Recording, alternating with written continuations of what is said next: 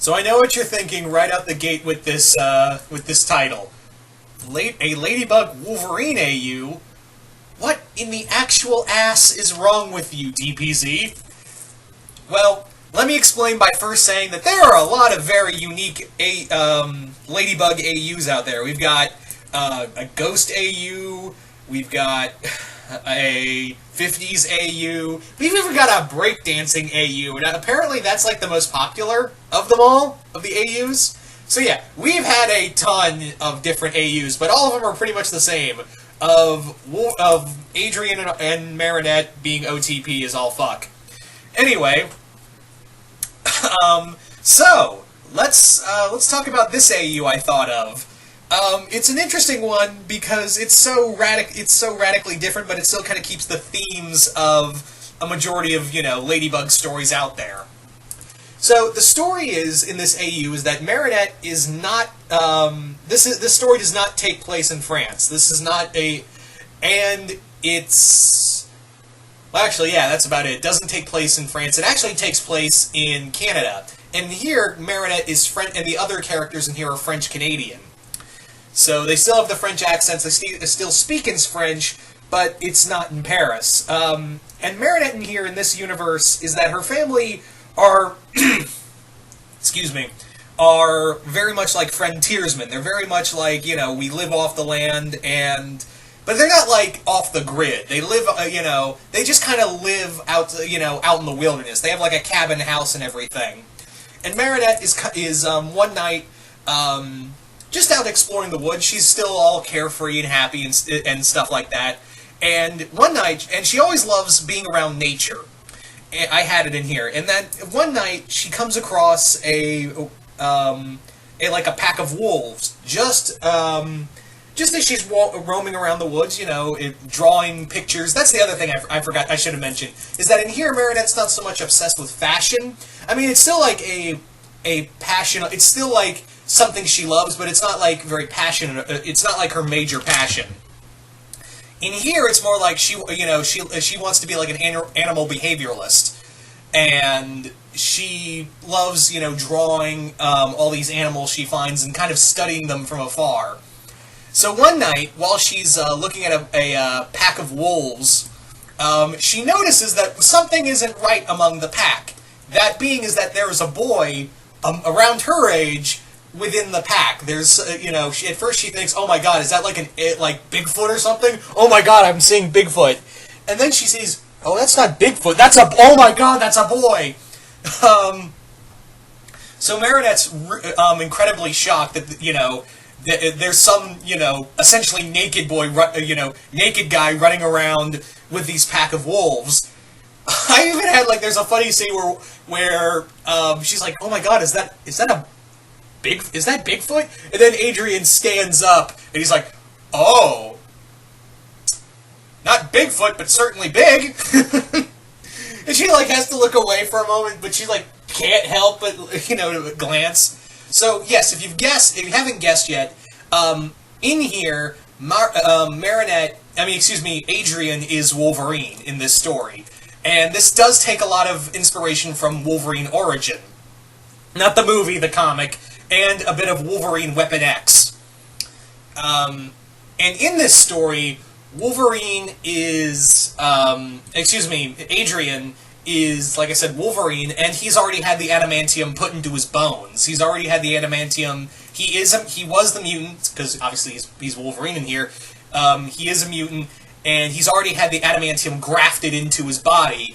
But the adamantium bonding process has just left him so mentally out of it that he essentially has become a wild animal again. He's gone feral. He actually slashed his way out of the Department H, which is the Weapon X facility. Department H was the government group that kind of sanctioned it. It always changes in the comic, but yeah. He more or less slashed his way out of the Weapon X compound and into the wilderness after the adamantium was put in his body. So Mariette's now there's a boy running around, and from what I can tell, he has metal knives in his hands. So, and Adrian is still a feral animal, and he catches on to Mariette's scent, and he actually surprises her, has the claws out, and then he just smells her and lets her go. And Mariette is like, no one's going to believe me, so I need to show them the boy with the metal, with the bladed hands. I need them to see this. And also, it's a boy running around, that can't be healthy. Meanwhile, while this is going on, the head in this universe, the head of this universe's Weapon X, Gabriel Agreste, is searching for his son. Gabriel Agreste in this universe is, like I said, the head of the Weapon X of this universe, and he's kind of like a mix between the professor who bonded the claws into the adamantium into Logan's claws, and he's kind of like a bit of General Stryker. In here, when he found out his son was a mutant because his mother was a mutant, his mother died. His mother died giving birth to him. So his father, rather than seeing him as a son, he's more like the perfect soldier. He's like the perfect weapon to send out and kill everything. So that's kind of the idea, is that after putting the adamantium in him, he intended to make his son into the ultimate assassin/soldier.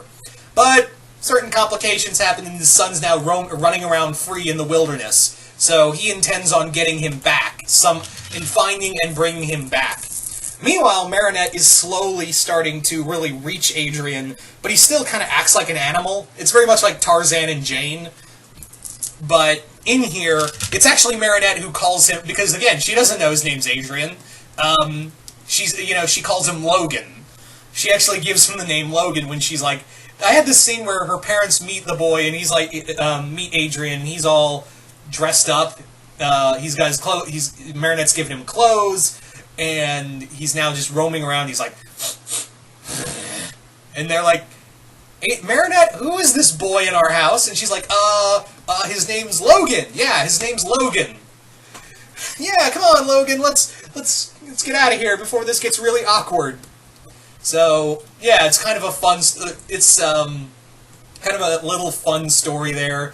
You've also got, in terms of other characters I had in mind in here, is that Nino is dead. Nino is the Deadpool of this story, where he is tasked alongside other characters that are Wolverine villains in here to go out and hunt down and bring back his. Gabriel sends them out to bring back his son, and Nino is Deadpool.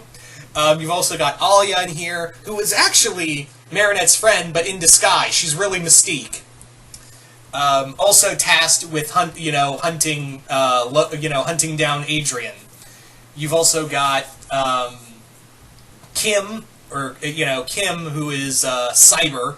For those who don't know, Cyber was a Wolverine villain with adamantium skin and little hypodermic needles that could make even Wolverine freak out. Chloe, I had in mind, is that she's pretty much Sabretooth, but a little more refined. Like, she's not completely animalistic. She's a little more refined in that she considers herself a sophisticated monster, in a way. So there you go with that one. And that was but the main the crux of this story was that it focuses on Mariette trying to humanize Adrian. Or, again, what he's calling himself, Logan. So she's trying to humanize him and help him find his humanity again, while at the same time, more or less try to avoid being killed by all these people coming after them that that are sent by a shadow organization that want to turn her possible boyfriend into a killing machine. So that's kind of the story. Now, this little bit of the story, the ending I thought of is a bit of a spoiler, so just be prepared for that. It's kind of depressing, is that Mariette is killed by Gabriel. Mariette's killed by Gabriel, and she's dying in his hands, and she says, don't be what they, you're so much more than an animal. So, Adrian rages out, cuts his dad to pieces, and runs off. And then we cut to, I had in mind for an epilogue, is that he's in, a bar in Japan, and they're asking him, what's your name, what's your name, stranger? And he just says, Logan. My name's Logan. So, yeah, just kind of keep it that, that's the he keeps the name that Mariette gave her and all that. Again, a little callback to Peter Milligan's Wolverine origin. So, yes, I know this is kind of steeped in a little well, not a little, a lot of Wolverine-like origin comics, but, you know, it's supposed to be like that. And I know it's a little strange AU, but trust me, there's been a lot of oddball AUs out there. So, you guys tell me in the comments below, what do you guys think of of this Ladybug Wolverine AU? Just comment below, let me know, and how would you kind of do this AU? I'm curious to know. Just comment below, let me know, and once again, hope you all enjoyed this, and I will see you guys later.